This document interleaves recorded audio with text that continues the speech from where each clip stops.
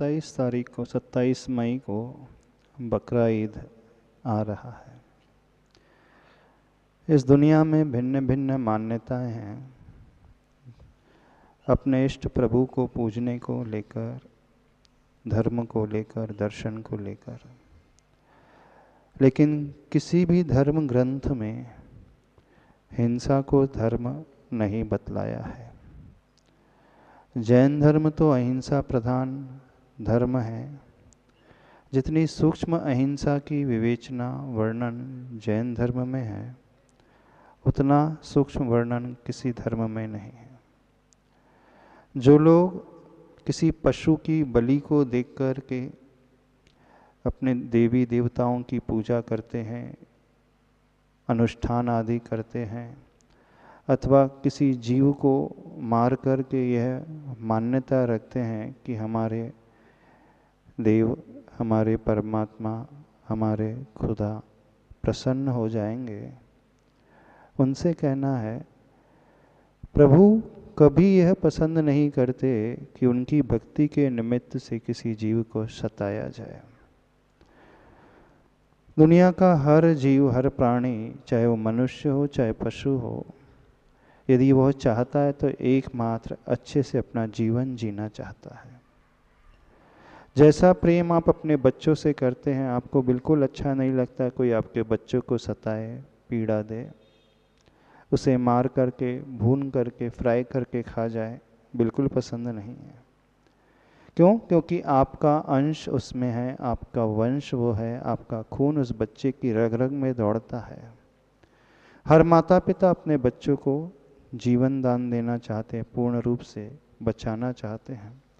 ऐसे ही वह पशु भी है, चाहे वो मुर्गी हो, चाहे वो बकरी हो, चाहे वो भैंस हो, चाहे वो गाय हो, चाहे वो सूकर हो, कोई भी पशु क्यों ना हो। हर पशु के भीतर एक चेतना होती है, हर पशु के भीतर एक संवेदना होती है।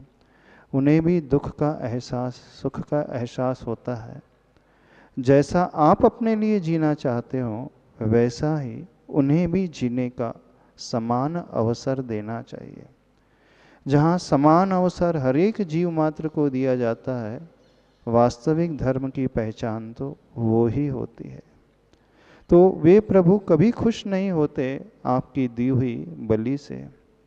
अब हम हर एक को तो नहीं समझा सकते हैं, लेकिन जो अहिंसा विचारधारा को मानते हैं, शाकाहारी लोग हैं, उन लोगों को कहना चाहते हैं, और भी आज पूरी दुनिया में लोग वीगन की ओर अट्रैक्ट हो रहे हैं, वे भी मांसाहार को छोड़ रहे हैं। पश्चिम दुनिया में रहने वाले लोग पूर्ण रूप से सात्विक जीवन शैली को अपना रहे हैं, सही आहार पानी, सही डाइट की बात करते हैं। हम सभी से ये कहना चाहते हैं, यदि हम जाकर के उन पशुओं को नहीं बचा सकते हैं, तो कम से कम एक भावना तो हर एक जैन श्रावक, अहिंसक श्रावक करे कि हम उनकी सुख शांति के लिए क्या कर सकते हैं। क्योंकि सबसे बड़ा दान यदि माना जाता है, 4 दानों में अभय दान माना जाता है। आचार्य भगवान गुरुदेव के आशीर्वाद से पशुओं की रक्षा के लिए बहुत सारी गौशालाएं बनी हैं, जहां गायों को जीवन दान मिलता है, वे अपनी पूरी आयु पर्यंत वहां तक जीते हैं। ऐसे ही इस देश में बकराशाला भी हैं। हम लोग जब दिल्ली प्रवास में थे, वहाँ अमीनगर सराय में एक बकराशाला थी। ऐसे ही राजस्थान में एक बकराशाला है, वे बहुत अच्छा कार्य कर रहे हैं। उन बकरों को अभयदान देते हैं। तो जैन श्रावक मिलकर के एक कार्य कर सकते हैं, अपनी सामर्थ्य और शक्ति के अनुसार उन बकरों को खरीद करके उन बकराशाला में जाकर के रख सकते हैं। आपने यदि एक भी पशु को बचा लिया तो विश्वास मान करके चलना, आपने बहुत बड़ा धर्म का पालन किया। इसी कार्य को लेकर के पूज्यवर आचार्य भगवान के आशीर्वाद से एक संस्था कार्यरत है, विद्या ग्रेस फाउंडेशन। वो विद्या ग्रेस फाउंडेशन वाले जो वहाँ पर सक्रिय कार्य करता है, प्रत्येक वर्ष इस प्रकार का जब प्रसंग आता है, बकरा ईद के पूर्व कुछ बकरों को खरीदते हैं और उन बकरों के लिए जीवन दान देते हैं। उन बकराशाला में वहाँ पर रह कर के उनकी जीवन भर के लिए सेवा शुश्रूषा करते हैं। अभी इसी वर्ष लगभग विद्यागृह फाउंडेशन के सदस्यों ने और अन्य सामाजिक संस्थाओं ने मिलकर 20 लाख के ऐसे बकरों को खरीद करके उन बकराशाला में अभयदान के लिए बेचा है। आप यदि पुराण ग्रंथों को उठा करके देखो, आप किसी एक पशु की भी जीवन रक्षा करोगे तो नियम से मान करके चलना, वह जीव आने वाले भव में आपकी रक्षा के लिए अवश्य आता है। पार्श्वनाथ भगवान ने जलते हुए नाग नागिन के लिए सिर्फ नमोकार मंत्र सुनाया था, और उस नमोकार मंत्र के श्रवण करने से वे ही जीव अगले भव में धर्मेंद्र पद्मावती का रूप लेकर के आए, और उन पार्श्वनाथ भगवान जो मुनि अवस्था में साधना कर रहे थे उनके उपसर्ग को दूर किया। देखो, वो सौधर्मेंद्र जो भगवान के सारे पंच कल्याणक मनाता है, गर्भ कल्याणक, जन्म कल्याणक मनाता है, दीक्षा कल्याणक मनाता है, उस समय जब उपसर्ग हो रहा था उस समय उसे ध्यान नहीं आया, वो अपने ही विमान में रहा, वहीं सब कुछ लीन रहा। लेकिन जब उपसर्ग हुआ तो उस समय कौन काम में आया? पार्श्वनाथ भगवान के जीव ने जिन जीवों को नमोकार मंत्र सुनाया था। यानी हम किसी के लिए कोई मंत्र का दान देते हैं, हम किसी के लिए अभय दान दे रहे हैं, तो मान करके चलना वह अभयदान व्यर्थ नहीं जाएगा, वह अभयदान आपके लिए ही अभयदान का कारण बन जाएगा।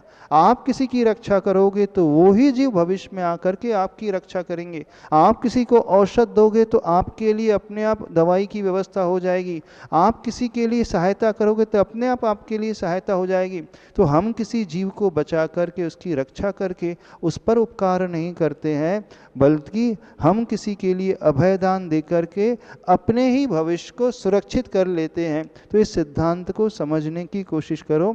तो सबसे बड़ा धर्म जो होता है, जो महावीर भगवान ने कहा है, जियो और जीने दो, to live and let live, परस्पर उपग्रहो जीवानाम।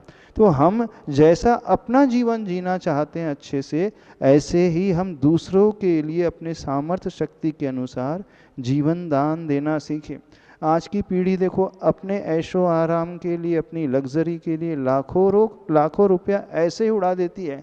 पर आप उन्हीं में से, उन्हीं लाखों रुपए में से कुछ परसेंटेज, सर्टेन परसेंटेज यदि किसी जीव की रक्षा के लिए दोगे तो समझना सबसे बड़ा आपने धर्म का पालन कर लिया अपने आप में।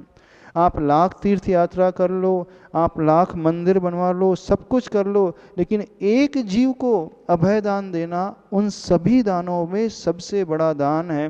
तो होना तो ये चाहिए, हम जीवों के लिए अभय दान देना सीखें, अहिंसा का पालन करना सीखें, न कि हम किसी के प्राणों को लेना सीखें। तो आने वाली 27 तारीख को जो बकरा ईद है, उसमें लाखों बकरों की बलि दी जाएगी, उन्हें काटा जाएगा। अब सबकी तो रक्षा आप नहीं कर सकते हैं, तो उस निमित्त से एक कार्य हर जैन श्रावक करे। उस दिन हो सके तो वो उपवास कर ले, उस दिन हो सके उपवास करने की क्षमता नहीं है तो वह एकासन कर ले। यदि वह भी क्षमता नहीं है तो कम से कम वो ये संकल्प ले कि मैं 2 बार से ज़्यादा भोजन पानी नहीं करूँगा। उस दिन जाकर के विशेष रूप से भगवान की शांति धारा करे और समस्त जीवों के सुख शांति के निमित्त से शांति धारा करे। आप जब इस निमित्त को लेकर के करोगे तो सबसे बड़ा धर्म ध्यान माना जाता है, जिसे कहा जाता है अपाय विचय धर्म ध्यान। यानी सुखी रहें सब जीव जगत के। हर व्यक्ति बड़ा स्वार्थी है, अपने सुख के लिए, अपने परिवार के सुख के लिए भगवान के पास आता है, प्रार्थना करता है, पूजा करता है, विधान करता है, शांति धारा करता है। पर वह जो आप अपने और अपने परिवार के लिए करोगे तो उसका नाम आर्त ध्यान है। पर जब दूसरों की रक्षा के लिए, दूसरों को जीवन दान देने के लिए धर्म का पालन करोगे, अभिषेक शांति धारा करोगे, कोई त्याग तपस्या करोगे, उसके लिए औषध दान दे दोगे, उसके लिए अभय दान दे दोगे, तो ये सबसे बड़ा धर्म ध्यान माना जाता है, सबसे बड़ी वैयावृत्ति मानी जाती है। तो इस बकरा ईद के निमित्त में आप हो सके तो एक जीव को अवश्य बचाएं, एक बकरे को बचाएं। यदि वो नहीं कर पाते हैं तो गौशाला में जाकर के एक गाय की रक्षा करें, वह भी नहीं कर पा रहे हैं तो किसी अनाथ आश्रम में जाकर के किसी एक अनाथ बच्चे को गोद ले ले। ये प्रैक्टिकल धर्म कहलाता है, ये वास्तविक धर्म कहलाता है, जो शास्त्रों के पन्नों से निकल करके आपके आचरण में उतरता है। जब इस प्रकार की प्रक्रिया को अपनाओगे तो आप सही मायने में जैनी माने जाओगे, भगवान महावीर के उस सिद्धांत को अपने जीवन में अपनाने वाले माने जाओगे। जियो और जीने दो। जो आज किसी की बलि दे रहे हैं, किसी पशु को काट रहे हैं, भविष्य में उन्हें भी भुगतना पड़ेगा। सीधा सा नियम है, जो हम करते हैं वही फल हम पाते हैं। हम किसी को मारेंगे तो आने वाले भव में हमें भी उसी प्रकार की वेदना, उसी प्रकार के कष्ट, उसी प्रकार की पीड़ा, सब कुछ सहन करना पड़ेगा। तो यदि हम अपने भविष्य को उज्जवल देखना चाहते हैं, सुख शांतिमय देखना चाहते हैं, तो हम किसी को सताना बंद करें, पीड़ा देना बंद करें, किसी को मारना बंद करें, और विशेष रूप से धर्म के निमित्त से तो बिल्कुल बंद ही कर दे, क्योंकि वो प्रभु, वो ईश्वर, वो गॉड, वो खुदा आपके उस किसी के खून बहाने से खुश नहीं होता है, प्रसन्न नहीं होता है। वह तो किसी को बचाने से खुश होता है, प्रसन्न होता है। ये सही पूजा, ये सही इबादत मानी जाएगी। ऐसे कई मुस्लिम भाई हैं जिन मुस्लिम भाइयों ने इन बकरा ईद में ऐसा संकल्प लिया है कि हम बकरे का बलिदान नहीं करेंगे, हम और तरीके से उस पर्व को मना लेंगे। ऐसे भी कई लोग हैं। आज जो पढ़ी लिखी जनरेशन है, जो समझदार है, वो इस प्रकार से कदम उठा रहे हैं कि वो एक जीव को बचाने की कोशिश कर रहे हैं। आपने यदि एक जीव को बचाने का संकल्प ले लिया तो ये बहुत बड़ा संकल्प माना जाएगा।